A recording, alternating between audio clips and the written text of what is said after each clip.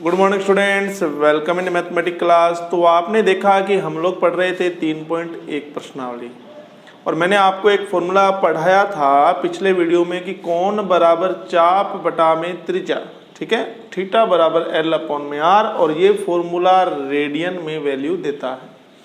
तो इसी से संबंधित आज हम और प्रश्न देखेंगे। तो क्वेश्चन नंबर देखिए 5। एक वृत्त का व्यास 40 सेमी है कि एक वृत्त का व्यास 40 सेमी है तथा जीवा की लंबाई 20 सेमी हो तो चाप की लंबाई ज्ञात कीजिए। जीवा की लंबाई 20 सेमी हो तो चाप की लंबाई ज्ञात कीजिए। अब देखो कैसे करेंगे इस क्वेश्चन को, देखिएगा। क्वेश्चन नंबर है 5, ठीक है। आप एक वृत्त बना लीजिए, यहां पर ऐसे बना लिया एक वृत्त। थोड़ा और बड़ा बना लेते हैं क्योंकि इस व्रत में कुछ विशेष बात है जो मैं आपको समझाऊंगा। ये व्रत बना लिया, ये हो गया इस व्रत का केंद्र O। अब ये मान लो कोई जीवा है, नाम दे दिया जीवा को हमने A से B। इस जीवा की लंबाई ये बता रहा है कितनी है, जीवा की लंबाई है 20 सेमी। कितनी है? 20 सेमी।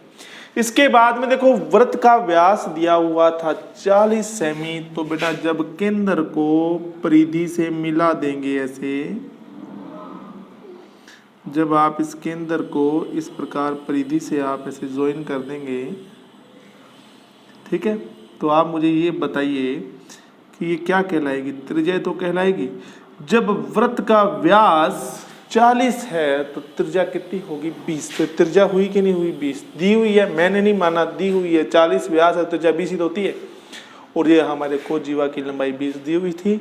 अब आप इस डायग्राम को बड़े ध्यान से देखिए कि आपको एक त्रिभुज दिखाई दे रहा है क्या इस डायग्राम में? AOB दिख रहा है या OAB कह दो? हाँ, AOB सही है ना?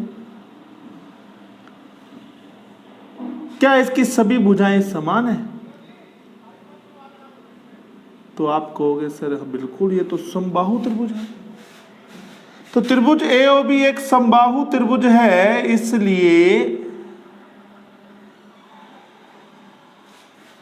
इसलिए इसका प्रत्येक कोण 60 डिग्री का होगा। इसलिए प्रत्येक कोण क्या होगा? 60 डिग्री का होगा। इसका जो भी कोण आप देख रहे हो 60 डिग्री का होगा।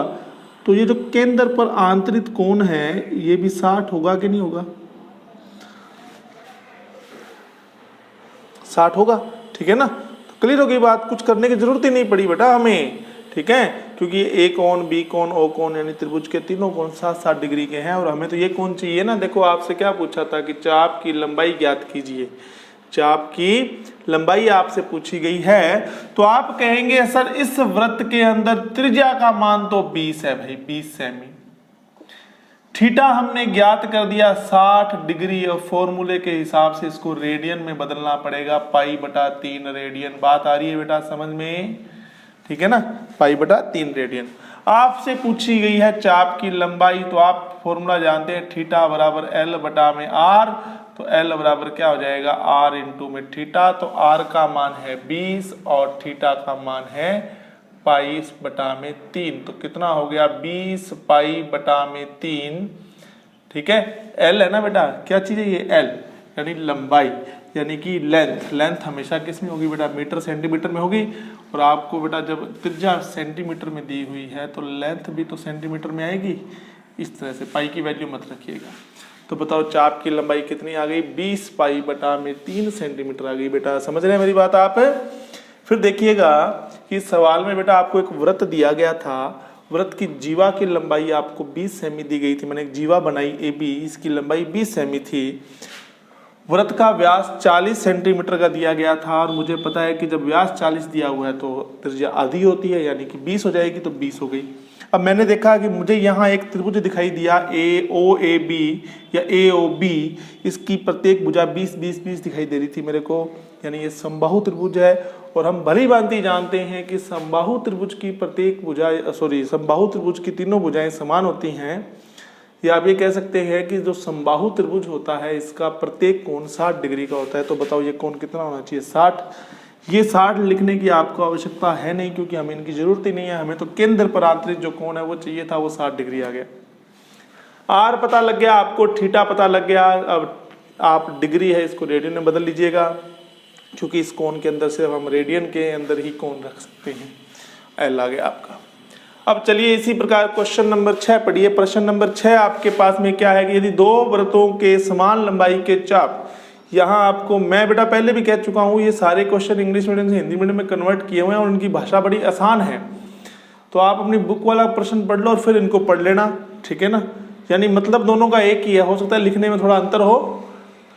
दो वृत्तों के समान लंबाई के चाप, अब देखो कोई दो वृत्त है, उनकी जो चाप है ना वो आपस में समान लंबाई के हैं, ठीक है ना। चाप की लंबाई दोनों वृत्तों में समान है। आंतरिक कोण जो है वो 60 डिग्री है और दूसरे का है 75 डिग्री है, ठीक है ना। तो इन वृत्तों की त्रिज्याओं का अनुपात ज्ञात कीजिए। तो देखो बेटा कैसे करेंगे इस सवाल को, इसको इरेज कर रहा हूं मैं। देखिए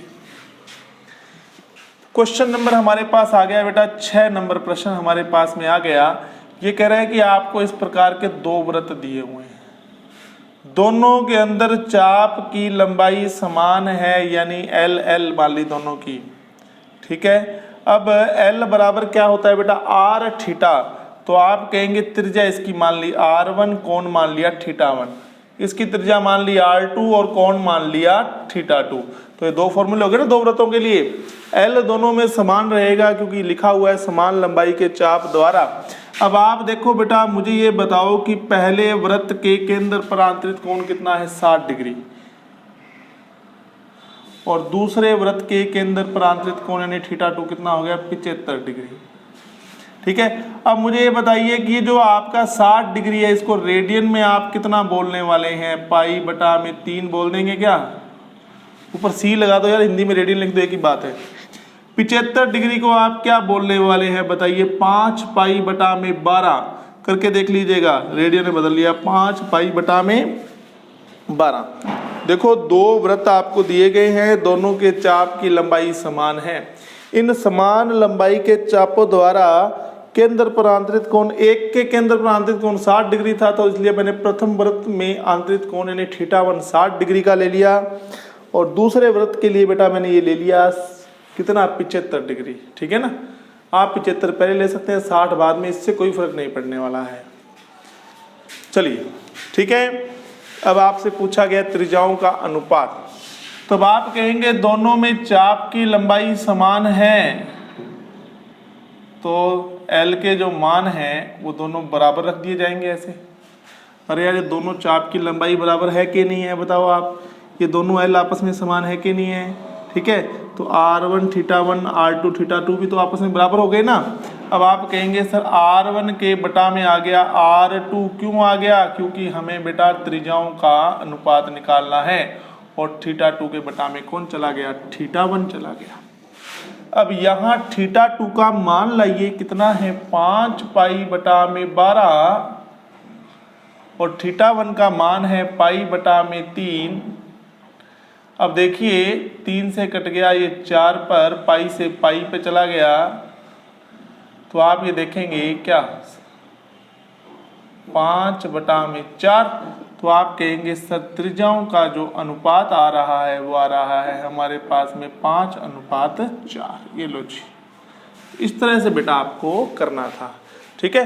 तो बहुत ही सिंपल सा प्रश्न था और आई होप आप अच्छे से समझ गए होंगे।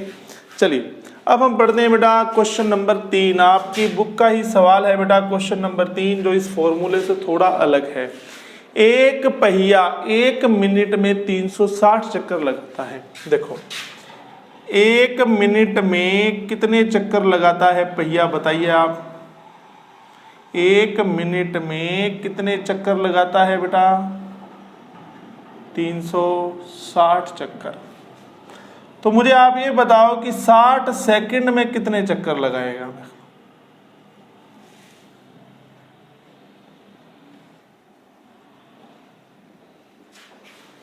किताब में लिखा होगा परिक्रमण या कुछ ऐसा, ठीक है। मैंने आपको कहा था, मैंने इनको आसान भाषा में बदल रखा है 6 चक्कर। सॉरी, ओहो sorry sorry sorry sorry sorry, अब सही है। यानी 1 मिनट में 60 चक्कर लगाता है, तो बताइए कि 60 सेकंड में कितने चक्कर लगाएगा? 360 ही तो लगाएगा। क्यों? क्योंकि 1 मिनट को ही तो 60 सेकंड बोलते हैं। अब मुझे आप ये बताइए कि 1 सेकंड में कितने लगाएगा? 1 सेकंड में कितने चक्कर लगाएगा? तो आप कहेंगे सर 360 बटा में 60, यानी ये लगाएगा 6 चक्कर। ठीक है, 1 सेकंड में लगाएगा 6 चक्कर। ठीक है, तो अब देखो ध्यान देना, आगे लिखेंगे 1 चक्कर में बना कौन? एक पहिया जब 1 चक्कर पूरा करेगा तो कितना कोण बनाएगा? मुझे बताओ, 1 चक्कर जब पहिया पूरा करेगा तो कितना कोण बनाएगा? 360 डिग्री का, यानी रेडियन में पूछा गया है। देखो रेडियन में कोण ज्ञात कीजिए, तो रेडियन में बेटा 360 को क्या बोलते हैं? 2 पाई रेडियन। ठीक है, और बताओ फिर 6 चक्कर में कितना कोण बनाएगा? 2 पाई को 6 से गुना कर दो तो आपको हो गए 12 रेडियन। और 6 चक्कर में लगता कितना समय है? बताओ 6 चक्कर में लगते हैं बेटा, देखिए 1 सेकंड। 1 सेकंड में बना कौन? अब देखो उलझ गए होंगे आप, दोबारा सवाल पढ़िए आप। चलो बेटा पाई लगा लीजिएगा यहाँ, पाई। देखिए एक बार सवाल पढ़िएगा आप, ध्यान से सवाल पढ़ लो आप। क्या लिखा हुआ था आपके सामने कि एक पहिया 1 मिनट में 360 चक्कर लगाता है, तो बताइए कि 1 सेकंड में कितने रेडियन का कोण बनाएगा। अब देखो सबसे पहली लाइन क्या लिखी हुई है कि 1 मिनट में चक्कर कितने? 360। बिल्कुल सही बात है, दिया हुआ है आप 1 मिनट में कितने चक्कर लगाता है? 360। तो 60 सेकंड में कितने चक्कर लगाएगा? तो आपको होगा 360। क्यों? अरे यार 1 मिनट और 60 सेकंड में क्या अंतर है? कोई अंतर नहीं है। तो मुझे ये बताइए कि 1 सेकंड में कितने चक्कर लगाएगा? 6 चक्कर। ठीक है, क्लियर हो गई? 360 का भाग दे दिया 6 चक्कर ना। 1 सेकंड में कितने चक्कर? 6 चक्कर, याद रखिएगा आप। अब आपको कोण निकालना है, तो आप कहेंगे सर 1 चक्कर में कोण कितना बनाता है रेडियन में? 2 पाई रेडियन। तो 6 चक्कर में कितना बनाएगा? तो आप कहेंगे सर 6 चक्कर का क्यों निकाला आपने? क्योंकि यहाँ 6 चक्कर है इसलिए। ठीक है, 12 पाई। और 6 चक्कर में समय कितना लगता है उसको बताओ आप? 1 सेकंड। तो बन गई ना, देखो सिस्टम बन गया ना कि 1 सेकंड में बना कोण यानी कि 12 पाई रेडियन। आपसे क्या पूछा गया था? 1 सेकंड में कितने रेडियन कोण बनाता है? 1 सेकंड में 12 पाई रेडियन का कोण बनाता है। तो इसी के साथ बेटा 3.1 एक्सरसाइज भी आपकी खत्म हो गई है। तो 3.3 तक बिल्कुल आपको कंप्लीट करवा दिया है। ठीक है, तो आज के लिए धन्यवाद, थैंक यू।